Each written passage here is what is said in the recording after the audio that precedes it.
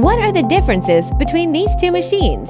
First of all, they look the same, but one has 4 handles and the other has 2. 45T2SE can be used for body shaping as well as facial care, while 45T2SEPRO is focused on body shaping.